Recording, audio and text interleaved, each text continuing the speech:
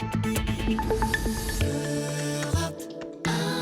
6h45, Europe 1 vous répond. Maxime Switek. Il s'appelle Scott Kelly et Mikhail Kornienko. Le premier est américain, le second est russe. Tous les deux viennent de passer quasiment 1 an dans l'espace pour préparer les futures missions sur Mars. 1 an en orbite pour une expérience fascinante. Bonjour Jean-François Clairvoy. Bonjour. Merci beaucoup d'être en direct avec nous ce matin sur Europe 1. Vous qui avez fait 3 séjours dans l'espace.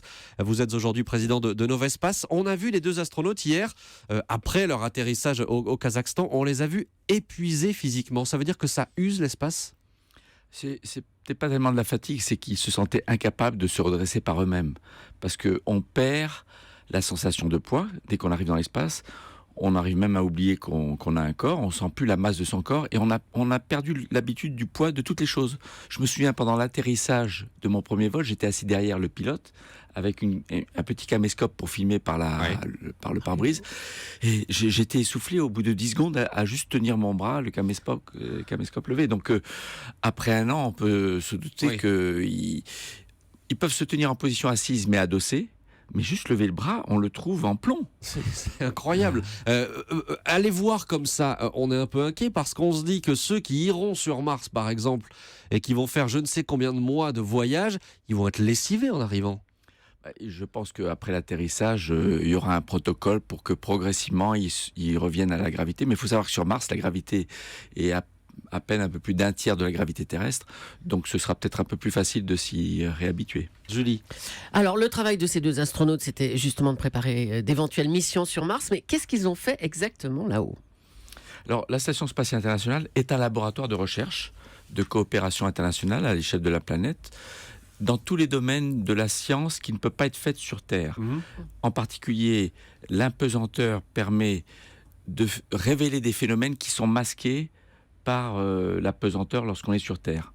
Notamment dans le domaine médical, par exemple, sur des corps sains d'astronautes, on observe des phénomènes qui seraient pathologiques sur des personnes au sol. Par exemple, l'ostéoporose, la perte de densité osseuse, la perte de tonicité cardiaque. C'est normal, la perte d'immunité, on a une déficience immunitaire. Et justement, j'ai vu que l'astronaute américain, on lui avait instillé le virus de la grippe juste avant de partir, pour voir comment il allait réagir en apesanteur. Ah ça, je sais pas, mais c'est certain que on observe le corps humain se transforme complètement. Dès qu'on arrive dans l'espace, alors malheureusement, il y en a 1 sur 4 qui a la nausée et qui vomit, mais dans tous les cas, au bout de quelques jours, on se sent bien pour travailler, pour réfléchir, pour dormir, manger. On vit normalement. Alors que le système digestif, urinaire, cardiovasculaire, musculaire, osseux, l'oreille interne, le système de la vision, même l'odorat et le goût changent un petit peu. Enfin, tout change. On devient un extraterrestre dans l'espace. On devient un extraterrestre. On sait que Scott Kelly, l'américain, encore lui, a un jumeau qui est ancien astronaute, qui ne vole plus lui, et qu'on va comparer la manière dont leurs 2 corps ont évolué pendant cette année. L'un sur Terre, l'autre dans l'espace. En quoi est-ce que ça peut aider les futures missions sur Mars ? Parce que jusqu'à présent, on a peu d'échantillons et puis on n'a pas de comparaison possible. C'est-à-dire qu'un astronaute évolue, quand il revient, alors tout revient à la normale, sauf un petit peu la densité osseuse et parfois la vision et les radiations, parce que les radiations, ça se cumule et ça, on peut pas effacer. Donc on suit le cumul de radiations qu'on a dans nos vols spatiaux. Mais le fait d'avoir un vrai jumeau permet aussi de comparer les gènes, l'évolution génétique. Ah oui, aussi ça. On a tous un système de réparation automatique de nos gènes qui sont abîmés en permanence. Et là, le fait d'avoir 2 ADN identiques, dont l'un a été exposé dans l'espace pendant très longtemps, va permettre d'aller un peu plus loin que ce qu'on a fait jusqu'à présent. Mais ça veut dire que la NASA et les autres agences spatiales étudient réellement la possibilité d'aller sur Mars. Qu'est-ce qui empêche d'y aller aujourd'hui ? Alors effectivement, toutes sont intéressées depuis longtemps. Et toutes progressent, font de la recherche dans ce sens. D'abord avec des robots sur place pour trouver le meilleur endroit où envoyer des humains, mais aussi sur l'aspect psychologique. Par exemple, l'Agence spatiale européenne, l'ESA, mon employeur, a organisé avec les Russes la fameuse expérience Mars 500. On a isolé 520 personnes pendant... Qu'est-ce que j'ai dit ? C'est 6 personnes pendant 520 jours, sans qu'ils puissent sortir, en simulant le retard, en simulant l'arrivée sur Mars. On sait ce qu'il faut faire pour y aller. Mais ça va prendre du temps et c'est très difficile. Parce que déjà sur Mars, l'atmosphère est très ténue. Il y a 100 fois moins d'atmosphère que sur Terre. Donc on ne peut pas, pour des gros habitats de l'ordre de 10-15 tonnes minimum pour des êtres humains, on ne peut pas juste se poser sous parachute. Il faut des rétrofusées comme sur la Lune Sinon, avec le module lunaire.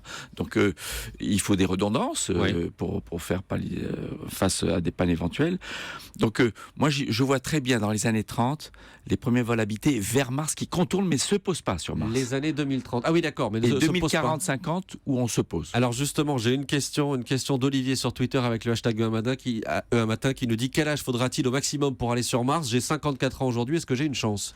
Oui, il n'y a pas de limite d'âge dans le métier d'astronaute tant que vous êtes apte médicalement et que votre statut du contrat de travail vous dit pas à tel âge il faut partir à la retraite. John Glenn a volé à 78 ans. C'est comme si moi je volais en 2036. Donc je serai toujours dans la bonne tranche. Et vous d'âge. serez toujours candidat? Alors en plus pour les voyages vers Mars, un facteur nouveau va se produire qui est assez contrôlé en orbite basse terrestre grâce au champ magnétique terrestre.